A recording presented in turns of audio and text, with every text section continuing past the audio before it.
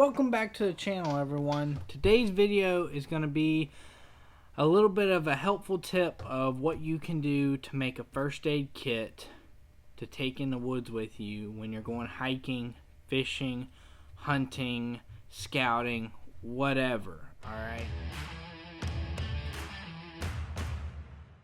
So I've mentioned previously on the channel that I'm pretty big into airsoft. It's one of my favorite pastimes. So today I broke out my TAPS rig that I use for airsoft and everything, and we'll be going over the first aid kit that I keep on this rig. Now, this rig is not just for airsoft. I have used this rig to hunt with. I've used this rig for scouting. I've used it for hiking.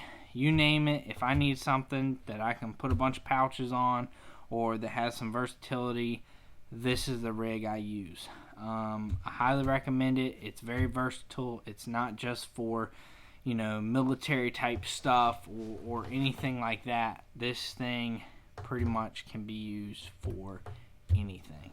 So right here is my little first aid kit. So starting off on the back, as you can see, I have a pair of Raptor Shears.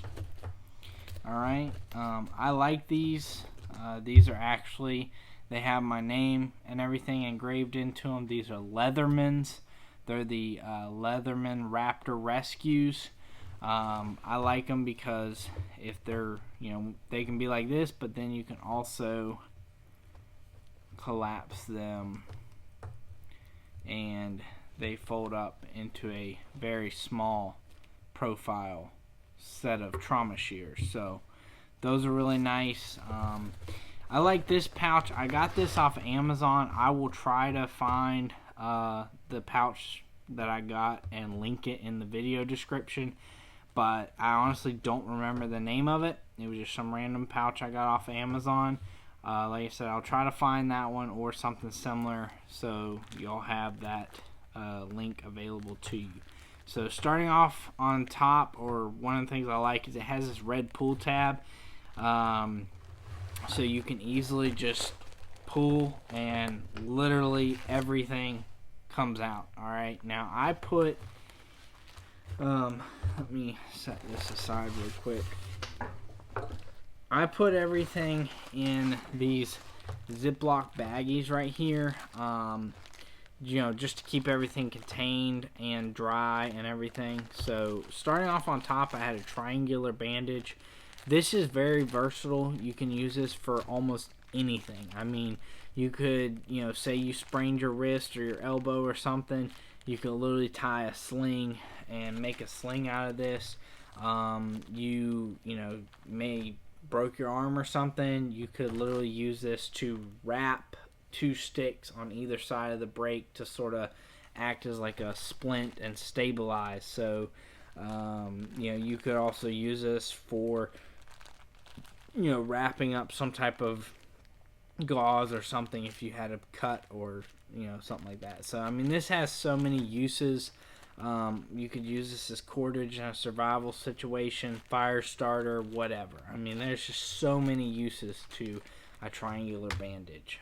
So have that on top. Comes with a safety pin in the package.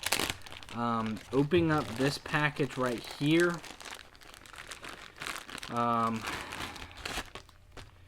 we have on top alcohol preps. You can use these to obviously clean your hands, clean around a wound site, or really anything. You can even use them for fire starting. So I mean, multi-purpose right there. Gloves right here. You could obviously use these for BSI protection, body substance isolation, blood, puke, saliva, mucus, all that crap. You could use this for collecting stuff and as like a holding chamber, or whatever else. The common theme is multi-use, okay. So one thing I've noticed through the years of hiking and all kinds of other stuff, is I have noticed, me personally, I sometimes my sugar will drop when I do a lot of like strenuous physical activities. So at one of my former jobs, I picked up a let's see, I don't remember how many ounces. Let's say 11 or 1.1 ounce bag of oral glucose. That's 15 grams of glucose. Basically, this is you would use one pouch if someone was having a hypoglycemic emergency or a low blood sugar emergency. So I always keep this because I know that sometimes if I'm doing strenuous activity and I'm not replacing the sugars and calories, I may need this. So I keep that, as well as I could also use this for someone else, or even use this for bait or something if you made a trap or something, because it's very sugary and it smells good. Alright, I have a roll of medical tape. I mean, literally you could use this for anything. The uses are endless. I have an emergency blanket right here, the survival blanket. You could use this for shelter, obviously use it for a blanket. Especially if you're in a cold environment or you were to possibly get hypothermia, this will help you get warm until you can get a fire going. I have 2-inch by 3-inch gauze pads. Now this kit is not designed to be a long time sustaining kit. This is simply made to basically fix the cuts, bumps, and bruises, and a couple multi-purpose products for a survival situation. These are good for anything. These are good for putting over cuts. These are good for using for fire starting. It's just probably other uses. You could figure it out if you think outside the box. Okay. This is a BurnTec. It's a first aid burn little patch, gauze, whatever you want to call it.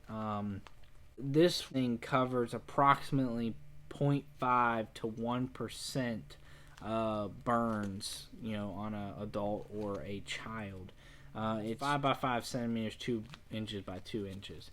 I have used these before when I've got like a really bad burn and stuff. Definitely helps with the getting the burn to quit burning. But yeah, so I like these, especially if you're gonna be in the woods, possibly starting a fire or something like that.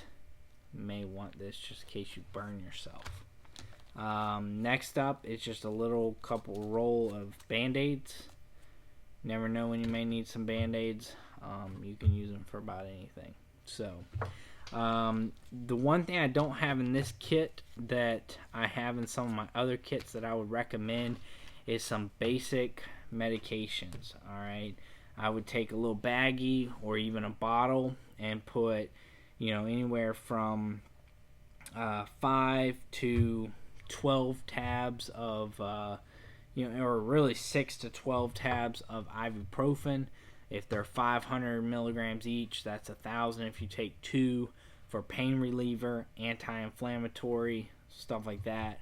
I would maybe even put 6 tabs, 4 to 6 Tylenol. That's also pain reliever, but also in case you were to get sick, have a fever, something like that, the Tylenol will help reduce the fever. I have seen guys put Tums in their kits before. I personally have never put Tums in my kit, but I have gotten acid reflux more as I've gotten older, so it may be something I may end up putting into my kit. Another little, I guess, side note, and this is more so going into the survival realm, not so much the medical realm. This covers your basic medical needs, but I've always said you should have a kit that covers your medical and survival needs all in one. I'd probably put a compass somewhere. Maybe some fishing hooks, some sinkers, some fishing line. Probably no more than 100, 200 feet of fishing line, which is not really that big. And that'll, at least if you're near body water, that would secure you possibly a food source. And the fishing line, you could also use a snare wire, possibly. So multi-purpose thing there. But anyways, this video is not supposed to be long. It's just short, simple. Basically, these are some items I carry on me whenever I'm out in the woods, just in case something happens. It's better to be prepared than underprepared. So I hope this helps y'all, and maybe this gives you some ideas of some stuff you could put in your personal first aid kit. If you have any questions or you have any insight, maybe something I didn't put in mind that you think would be helpful, please drop a comment. As always, please like, comment, subscribe. It helps the channel out, and we will see you on the next video.